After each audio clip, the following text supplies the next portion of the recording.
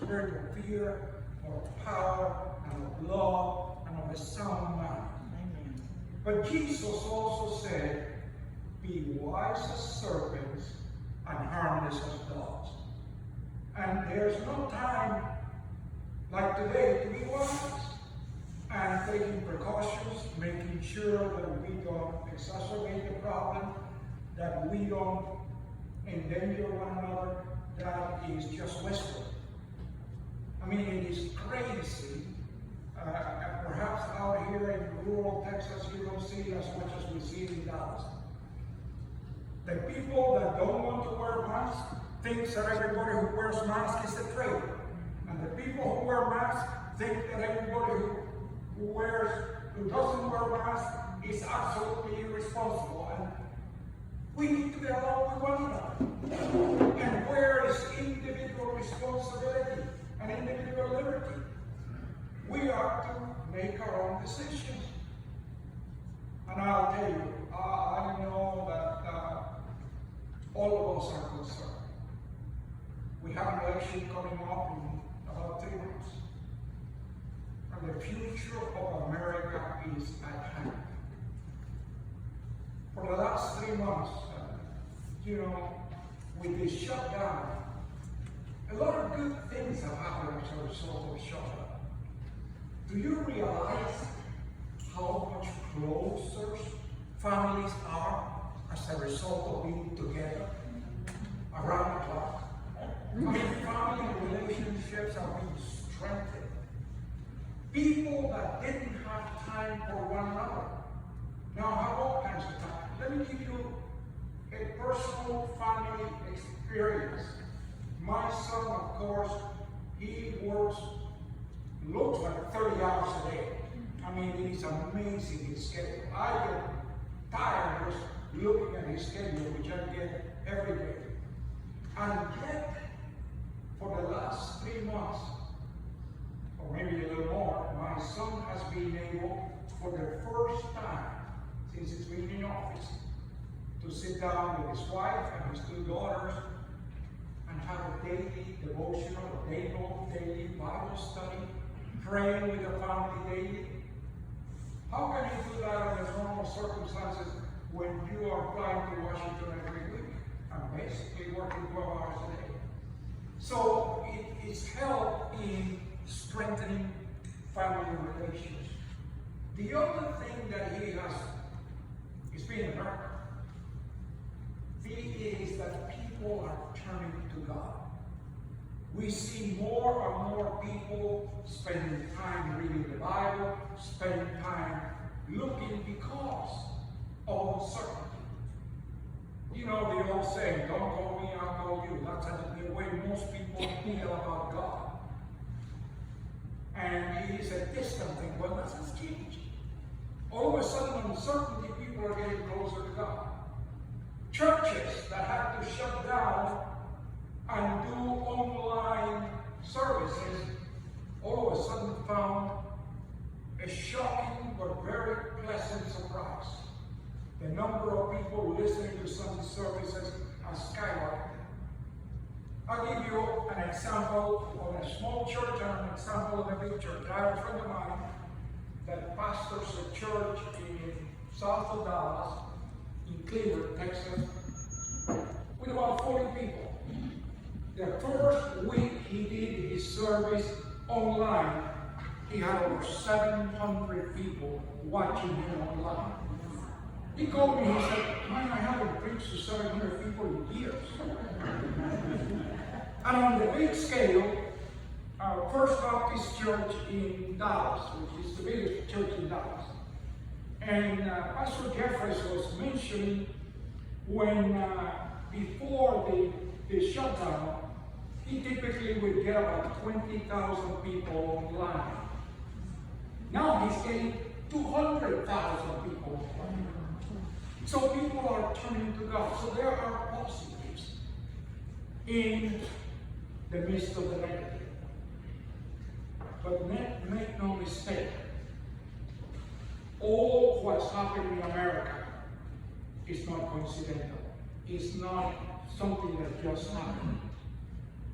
there are forces that want to destroy America.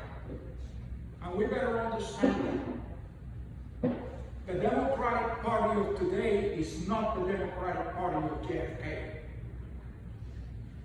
I mean, as a matter of fact, I've lived in Texas long enough, and so probably told most of you, to remember when there were such things as liberal Democrats and conservative Democrats. As a matter of fact, we have something we call blue dog Democrats. There's no such thing today. Today, the Democratic Party is the Socialist Party of America. They embrace socialism, they embrace Marxism. As a matter of fact, it was very, very enlightening to watch the Democratic Party debates. You have 15, 16 candidates all fighting to see who would be to the left of everybody else. About 3 months ago, I started doing a Facebook Live. And about a month ago, a little over a month ago, I did one on the dangers of socialism, which over 70,000 people watched.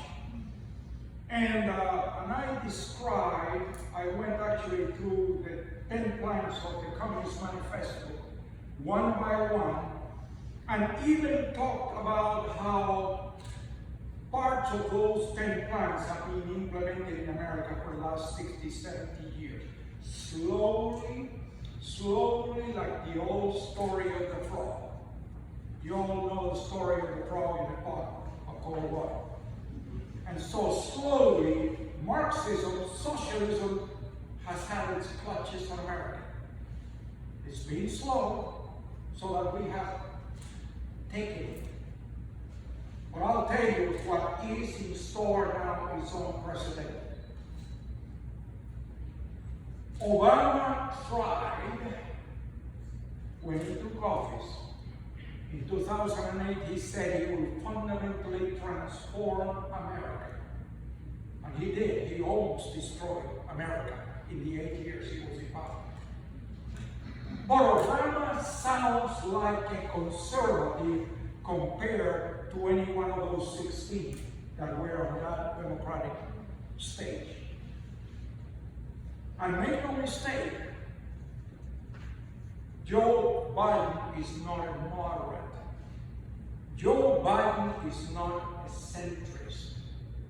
As a matter of fact, it's very interesting. There is a university professor, her name escapes me now, but she's a woman, university professor at one of the liberal universities in the Northeast. She is a declared Marxist. And she said, well, one of the good things about Biden is Biden can be easily controlled. Biden can be easily manipulated. So don't be deceived.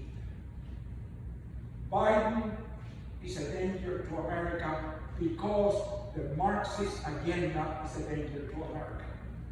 Already, we are seeing, and you know, the Democrats, the liberals are masters of the language.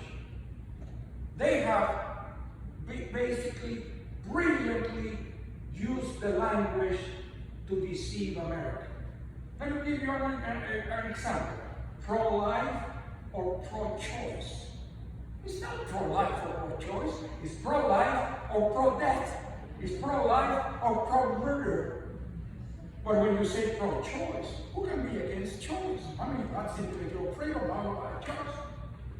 Well, who gave those 61 million babies that have been murdered any choice? And then we see it again now. Black Lives Matter. Well, of course, Black Lives Matter. White Lives Matter, Yellow Lives Matter, Brown Lives Matter, all lives matter. But Black Lives Matter is not about Black lives. Black Lives Matter is a Marxist organization run by Marxists who seek the destruction of America. As a matter of fact, my son just had a speech he did in the Senate just a couple of days about Black Lives Matter. And he talked about some of their stated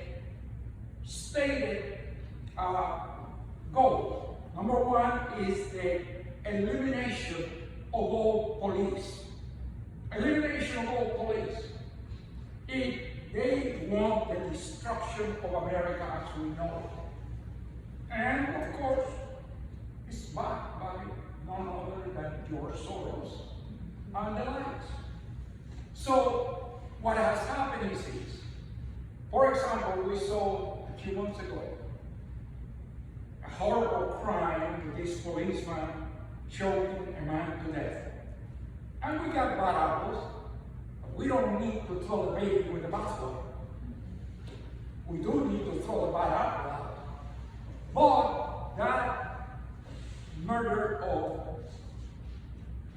this man and the protests, the peaceful protests that originated, rightly so, very soon got taken over by terrorists, by anarchists, by Marxists that seek the destruction of America.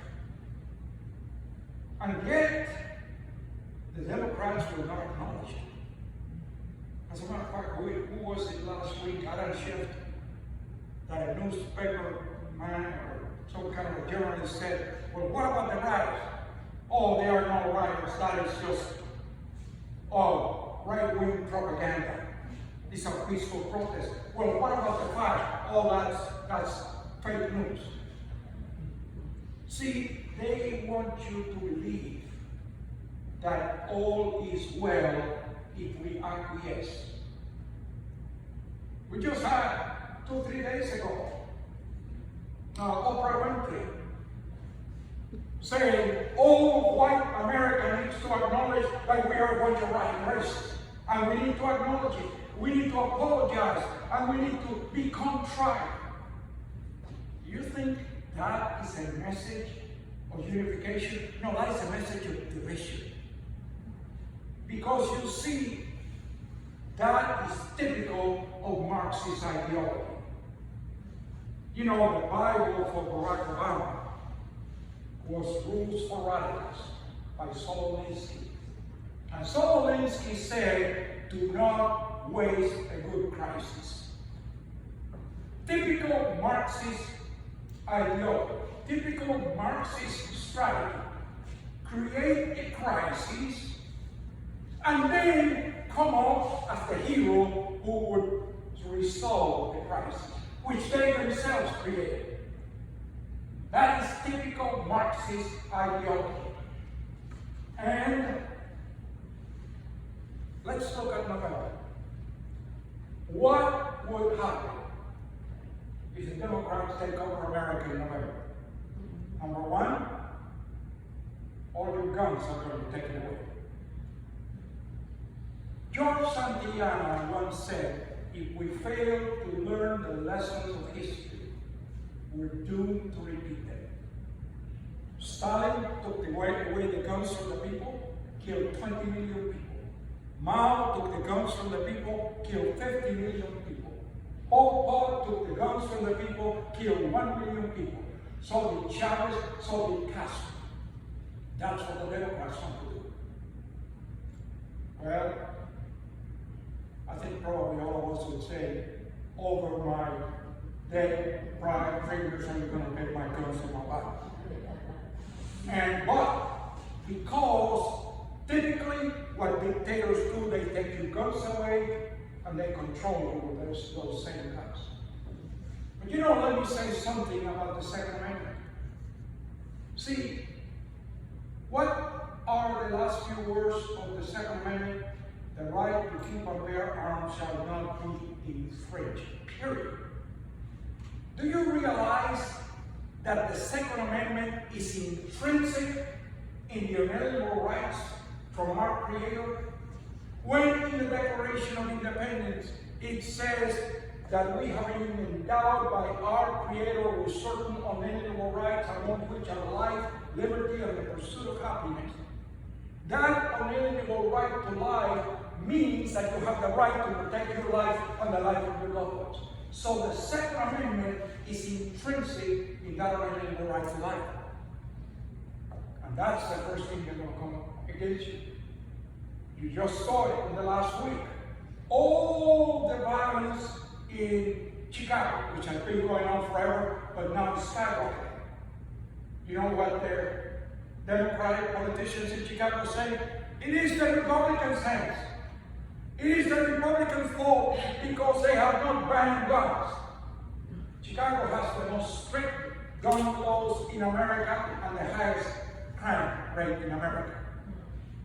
If we confiscated all the guns in America, the only people who will have guns are the criminals. Because they always find a way to get guns. So, removing guns from the population, the law-abiding population, is just empowering the criminals to have open range. We need to understand the rhetoric. Now, they also are talking about, right now, here is this challenge. Oh, we need another relief bill. $3 trillion relief bill. What is the biggest thing that Nancy Pelosi and Chuck Schumer are pushing? $600 a week over and above unemployment. You know what that would do? Do you know what that has done over the last 3 months? 63 to 68% of the people on unemployment make more money not working than working. Why would they go back to work? Why? Let's take, for example, someone maybe the average salary in America is about $3,000 a month. So let's take $3,000 a month, that's $750 a week. If the government sends you $600 over and above unemployment, anybody who collects over $150 a week of unemployment makes more money at home than working. What is that doing for your small business when your employees will not come back to work because they're making more money at home? It'll put you out of business. Not only will those employees not have a job after this thing is over, but you are out of business, the economy continues to be in the tank. And what has been, without a doubt, the flagship victory, the greatest accomplishment of the Trump administration in the last 4 years? The economy. Lowest unemployment rate ever for any demographic, including blacks and Hispanic Americans and Asian Americans. That's the greatest accomplishment. What is this shutdown done? Can the economy compete? And the Democrats are salivating. They know if the economy is still in shambles in November, they will dance all the way to the White House and the Senate and the House. God help us. God help us. It's not just the White House. If they, at the same time as taking the White House, they take the Senate, and we only have a 3-seat majority in the Senate, 3 seats. Susan Collins, in all probability, is going to lose. She's behind like 15 points in May. If they pick up 2 more, if Biden is president, they don't need 51. They only need 50. Because the vice president will cast the deciding vote. So, if we lose the White House and the Senate, the America will disappear. Will disappear. They're already talking about removing the filibuster so they can make all decisions in the Senate with 51 votes. They're already talking about packing the Supreme Court to maybe 15 justices, where they can put 6 more liberals there and just control it for 30, 40 years. The America will know will disappear. You know, it is sad that you read that over 50% of college kids think socialism is a better way of government than capitalism. you realize what they're saying? It is ignorance speaking. Number one, America is the greatest country on the face of the earth. Two things have made America the greatest country on the face of the earth. One is America was created as a Christian country. Don't let anybody tell you different. America was founded as a Christian country. Look at the Mayflower Compact. How does it start? It starts by stating the purpose of America for the glory of God and the advancement of the Christian faith. That was the stated purpose of America. And along with that, Christianity promotes individual responsibility. It promotes free enterprise. And the free enterprise system has made America the only country on the face of the earth where anyone with hard work and perseverance can achieve their dreams. Where else? But you see, these kids are hoodwinked. Let me ask you a question. I would imagine most of you have had teenage kids. What was the biggest complaint of your 17-year-old teenager? I want my freedom. I'm almost an adult. I want to do things my way. I don't want you to tell me what to do. I want to do what I want to do. Isn't that right? If you had I had to face that with 3 kids. And I'm sure you did too. Ask all those college kids. If socialism takes over, what freedom are you going to have? You will have absolutely zero freedom. Because you see, the thing is this, universities are not about teaching truth. Universities, and unfortunately today, even high schools and primary schools, are about brainwashing kids with socialist ideology. And they tell you, well, socialism is the controls of the means of production by the people. That's a lie! Socialism is the control of the means of production by almighty government. The people have zero say. Everyone under socialism, and don't be mistaken, socialism and communism are one and the same. The ideology is the same. Communism just controls it with a totalitarian regime instead of an oligarchy. They are the same. I know it by experience. I grew up in a beautiful country, lived half a block from the beach when I was growing up in Cuba. But when I was 12 years old, the communists backed the table to over Cuba and began killing people by the thousands. I was just entering high school at the time, and the revolution started in the high schools and the universities. So I found myself as a teenager involved in a revolution. I remember during this time, a young leader seemed like an idealist. Oh, he talked so pretty, talking about freedom, talking about individual freedom. And we all, like dupes, followed him.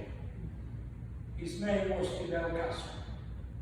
And I was one of those that was duped by Fidel Castro.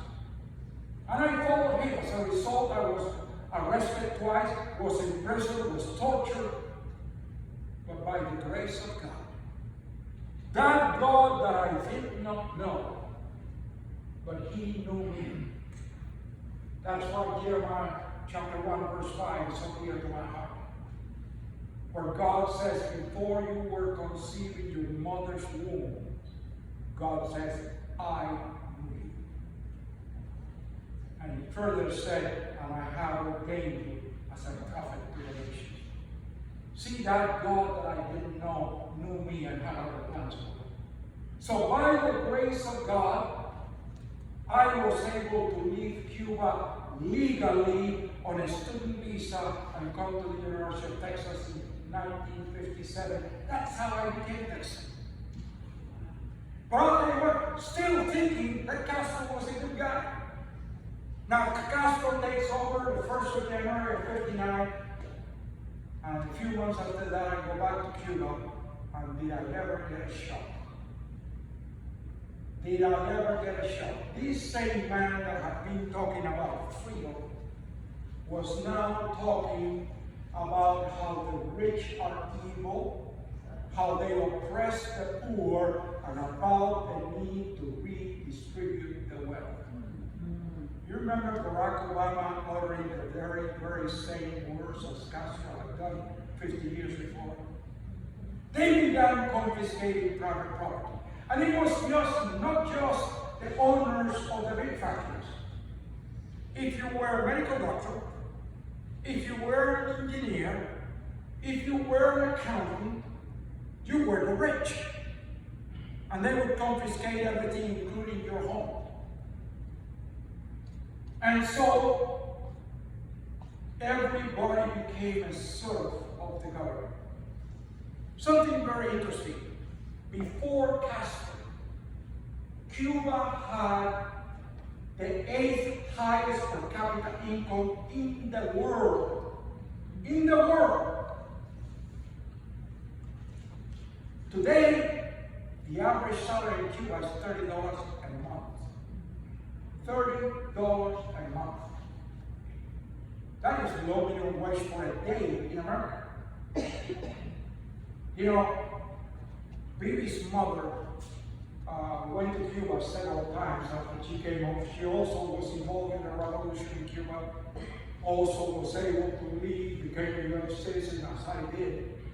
But she's going back to see some family, and she talked about how for years and years and years in Cuba, for example, meat restricted to half a pound per person per month. You know, we go to a restaurant eating an 8-ounce steak. That's nothing. I mean, some of those guys will order a 12-ounce steak. Well, an 8-ounce steak is the quota for meat for a month in Cuba, per person. You still have to buy it. But there's nothing. People are starving to death. That's what communism will do. That's what the Democratic Party wants to do. The other thing that they want to do is destroy the family. Why? Because communism necessitates that government becomes your God. So for government to become your God, you must destroy the concept of God. That's why the Democratic Party is so against Christianity, so against God. As a matter of fact, I don't know if you remember a few years ago, when the Democratic Party had taken God out of the platform, and because Sean Hannity, and I could still kick him for that, he said on his radio program, boy, the Democrats really made a mistake taking God out of the platform, that's going to cost him. Well, somebody heard Sean Hannity and went running to the party chair and said, hey, you need to put God back in the platform. They voted 3 times in that convention. The no side voted 3 times. The 3rd time, the chairman said, hey, yes, sir.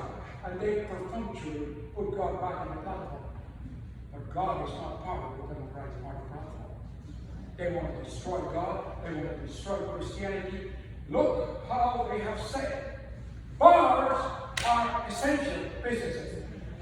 Abortion clinics are essential businesses. Churches are not. Somehow our values are going to work, haven't they? But there's a method behind the madness. Government must become your God. And the same thing with the family. They must destroy the family because loyalty cannot be to the family, it must be to government. As a matter of fact, and I talked about this in one of my Facebook Lives a few weeks ago, do you realize that practically all African Americans in the United States were the Republicans at the time of Eisenhower. As a matter of fact, the Republican Party in Texas was founded by blacks. Every one of the leaders of the Democratic Party in Texas were black. What happened after Eisenhower? Well, as a matter of fact, during the Eisenhower administration, civil rights legislation was passed under the threat of a filibuster of Senator Byrd, a Democrat member of the KKK. Then a Republican-controlled Congress again brought it up during the Lyndon Johnson administration. Lyndon Johnson tried to veto it, and the veto got overridden. And then Lyndon Johnson very cleverly and very deceitfully created two programs, wonderful names. Again, the Democrats are masters of the language. The Great Society and the War on Poverty. The two most disastrous programs we've had in America in our history. They hired a bunch of women to go to black families, especially black families with kids. And they would say to the family, look, we can get a check for the wife and a check for every one of the children, but there cannot be a man in the house. And the husband may say, well, honey, I just put it on the street. And I'll sneak in once a week. Before Johnson, approximately 24% of black families were single parent. Today, 73% of black families are single parent. They destroyed the black family from 1/4 single parent to 3/4 single parent. And they did it on purpose by putting the wife and all the kids on welfare, multi-generational. That alone should cause every black to vote Republican. Let me give you another example. Planned Parenthood. Founded by Margaret Mead. What was the purpose of Planned Parenthood? To kill black babies. She stated it. She said it is population control. It is eugenics. We got 13% blacks in America, and yet 40% of all abortion clinics are in black neighborhoods. Why? To kill black babies. But they are deceived by the rhetoric of the Democrats and the promises of the continuing welfare checks. You see, it was I can't remember who was it, whether it was Art Laffer or someone before them that said, if the handout society gets above 50%, they will perpetuate the Democrats in power forever, so the handouts continue to come. That's what we are facing in November. It is unprecedented. Forget Obama being the worst president. What will come next will make Obama opaque. It is much, much more radical than that. It is the destruction of America as we know. Now, I gave you a lot of gloom and doom. Let's talk about the good news. I remember 1976. And remember, I came from Cuba. I've seen communism firsthand. So from day one, I knew that Jimmy Carter was a communist. And he's an outright communist today. Maybe those that want to be a little bit softer will call him a socialist or a leftist. He's a Marxist. I mean, he stated several times the most honest elections in the world are the ones of Hugo Chavez in Venezuela. But I recognize Jimmy Carter as a Marxist from day one. And I'll tell you what, I remember August 1980. Jimmy Carter was ahead by 5 points in the polls. We had a rally in Dallas with 22,000 pastors. Ronald Reagan came to Dallas, and there was an organization put together called the Religious Roundtable. D. James Kennedy was part of it. Jerry Falwell Sr. was part of it. Eddie McAteer, who was an ex-congressman from Tennessee, was in it. James Robinson was part of it. I was on the board of that organization, along with Philip Sprague and Philip Schlafly and Paul Warwick and many others. And we mobilized millions and millions of Christians across America to elect Ronald Reagan. The church elected Ronald Reagan. Within 2 weeks of that meeting in Dallas, Texas, the polls switched. Instead of Carter being ahead by 5 points, Reagan was ahead by 5 points. And by election time, I don't know if you remember the map. The map was solid red all across. I remember when on the other hand, I was the so little spot of blue in Minnesota. We did it in 1980, we can do it again. Again, let me give you the bad news first and then the good news. It says, a pollster by the name of George Barr, he does polls among Christians in evangelical churches. And he found out that in the average church in America, both Protestant and Catholic, average church in America, 50% of the people in the church are not registered to vote. And of the ones that are registered to vote, only half of them vote. That means 3 out of every 4 Christians in America don't vote. That is shameful. That is appalling. It is appalling. Well, we cannot afford that to happen. So I'm spending every waking moment of my time trying to tell pastors, you must have voter registration in your church. You must make sure that everyone in the church is registered to vote. And not only that, they vote for men and women that uphold the Judeo-Christian principles upon which America was built. You don't have to tell them vote Democrat or vote Republican. You really shouldn't say that in the church. But say, vote according to the values. If you vote according to Christian values, there ain't no way you can vote Democrat. Because it is an anti-Christian party. But you don't have to say that. You just have to say you have to vote for men and women that uphold the sanctity of life, uphold individual responsibility, uphold the family, uphold the right to work, uphold all the Judeo-Christian principles upon which America was built. And then we need to make sure that those that are registered to vote go to the polls. So before I go, I want to give a homework to each and every one of you. I want you to go to your pastor or to your priest and insist that they have voter registration in the church.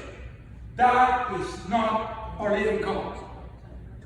That is not political. You see, the church has been deceived with this garbage of separation of church and state, which is neither in the Constitution nor in the Declaration. As a matter of fact, let me tell you where that came from. When this country was formed, and the 13 colonies were put together, as a matter of fact, let me give you some tidbits of history that you may not know. Did you know that each of the 13 colonies basically only had one denomination? Rhode Island was Baptist, Pennsylvania was Quaker, Maryland was Catholic, Virginia was Lutheran. You know why? Because it was pastors and priests and their congregation that founded the colonies. And then they say, well, how do we do this government thing? Did you know that almost all of the 13 original constitutions of the colonies were written by pastors? Did you know that in most of them you have to be a believer in Jesus Christ to run for public office? That's a history. It's been erased from the history books. But anyway, why did the colonies come to America? Why did the Pilgrims come to America? Because if you lived in the early 1600s in England, and you were not a member of the Anglican Church, the Church of England, you were considered a heretic and you were persecuted. That's what drove the immigrants to America. Now move forward 200 years. Now here is the new constitutional representative republic formed. All 13 colonies are concerned. Is this new government going to impose a state denomination upon we the people? It was the concern of all 13 colonies. The Danbury Baptists expressed that concern in a letter to President Thomas Jefferson. Jefferson, in order to address the concern of all 13 colonies, says in this letter, believing with you that religion is a matter that lays solely between man and his God, and no one has a right to interfere in his faith or his worship. He continues that their legislation should make no law respecting an establishment of religion or prohibiting the free exercise thereof. In other words, he quotes verbatim from the First Amendment of the Constitution. And then he says, thus building a wall of separation between church and state. If you look at those three statements in context, it is absolutely obvious that Jefferson is talking about a one-way wall. A one-way wall to prevent government from interfering with our free exercise of religion. A one-way wall to prevent government from imposing a state religion or a state denomination upon we the people. In no way, shape, or form is Jefferson inferring that the church should not be involved in every area of society. As a matter of fact, Jesus said the opposite. Jesus said, you're the salt of the earth. You're the light of the world, but light is worthless unless you point into darkness. We need to be bringing light to education, to business, to arts and entertainment, to sports, to government, to every area. And that's where the church has failed. We must understand we live in the greatest country on the face of the earth. But Jesus said, to whom much is given, much is required. We have a stewardship responsibility over this country to preserve it for future generations. I don't know about you, but I want my children and my grandchildren to inherit a better America than I have. We cannot do that if we stay passive. We must become active. We must become active and make sure that we the people, we are the majority, but we've been silent. Pastors have been hiding behind the pulpit, and people in the pews have been warming the pews instead of getting out there and shouting from the housetops. It is our fault. But we did it in 1980, we can do it again. I'm going to leave you with some words that Ronald Reagan said. Ronald Reagan said freedom is not free. Freedom is not passed down from generation to generation in our bloodstream. Every generation has to fight to protect it and preserve it. Or we may find ourselves in our later years talking to our children and our children's children about what it was like when men were free in America. I don't know about you.